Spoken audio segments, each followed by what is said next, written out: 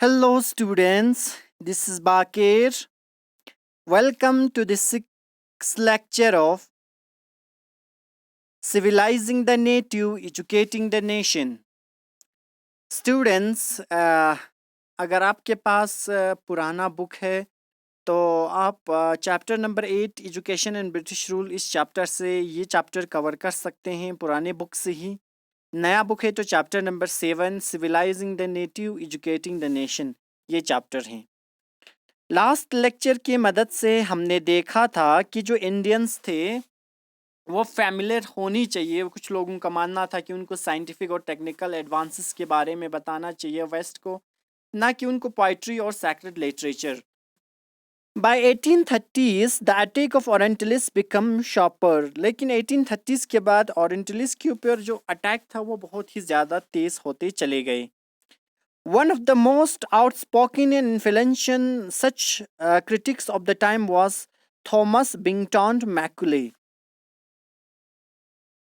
उस समय सबसे बड़ा स्पोकन और इन्फ्लुएंशियल जो क्रिटिक्स था उस समय क्रिटिसाइज करने वाले जो इंसान थे उस टाइम में वो था थॉमस बेबिंगटन मैकुले था।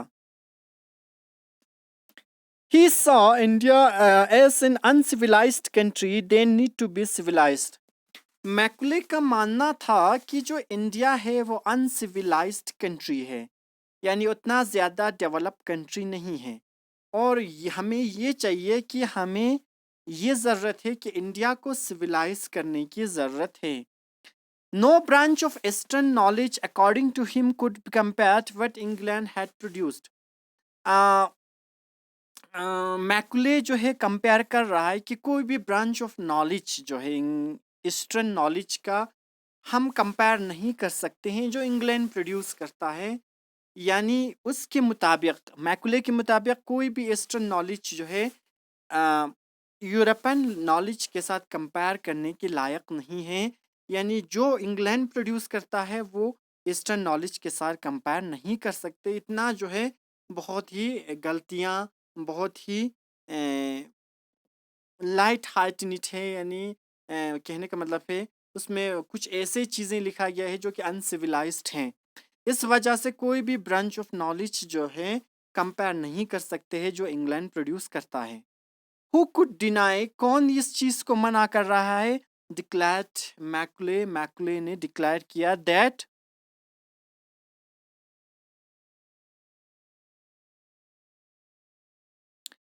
a single shelf of good European library was worth whole native literature of India and Arabia. Macaulay deny कर रहा है कि एक single chef of good European library, यानी गुड यूरोपियन लाइब्रेरी का एक ही शेफ बहुत ज़्यादा और बहुत ही कीमती है रदर देन अगर हम पूरे इंडिया के लिटरेचर और अरबिया के लिटरेचर को होल लिटरेचर के अगर कंपेयर करें तो अरबिक होल लिटरेचर और या इंडिया के होल लिटरेचर जो है यूरोपियन लाइब्रेरी के एक शेफ के बराबर हो सकता है, ऐसा उनका मानना था। He argued that the British government in India stopped wasting public money in promoting Oriental learning for its no practical use. इसलिए जो थॉमस मैकुले ये कंपेयर कर रहा है कि जो यूरोपियन की एक अच्छी लाइब्रेरी की एक शेफ जो है काफ़ी है, वो बहुत ज़्यादा कीमती है रदर देन अगर हम इंडिया के पूरा लिटरेचर या अरबिया के पूरे लिटरेचर को देखें तो वो एक लाइब्रेरी यूरोपियन लाइब्रेरी की शेफ के बराबर ही हो सकता है।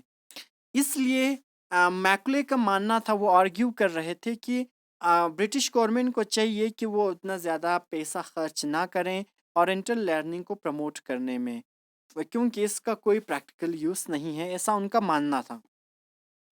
With great energy and passion, Macaulay emphasized the need to teach English language. बहुत ही एनर्जी और पैशन के साथ मैकुले ने जोर दिया कि लोगों को इंग्लिश लैंग्वेज पढ़ाने की ज़रूरत है। He felt that knowledge of English would allow Indians to read some of the finest literature of the world had produced. उनका मानना था कि अगर ये इन लोगों को इंग्लिश सिखाया जाए, इंग्लिश नॉलेज दिया जाए तो इंडियंस को जो दुनिया के अच्छे अच्छे लिटरेचर जो कि प्रोड्यूस हुआ है फ्रॉम यूरोप, ये कह सकते हैं कि वो लोग उन लिटरेचर को रीड कर सकते हैं।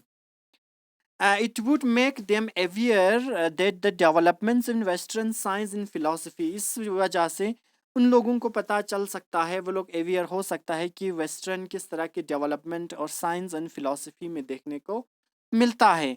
Teaching of English could thus be way of civilizing people. इसलिए मैकुले का मानना था कि अगर लोगों को इंग्लिश सिखाया जाए, इंग्लिश लोगों को बताया जाए, तो वो वर्ल्ड के अच्छे अच्छे लिटरेचर्स को पढ़ सकते हैं. इस वजह से वो साइंस, फिलॉसफी और भी बहुत सारे डेवलपमेंट्स के बारे में अवेयर हो सकता है. और इंग्लिश लोगों को टीच करने से ही जो है वो लोग सिविलाइजिंग वे ऑफ लाइफ की तरफ आ सकता है. इस वजह से वो लोग अपनी चेंजिंग कर सकता है. टेस्ट, वैल्यूज एंड कल्चर जो है उनके अंदर चेंज हो सकता है.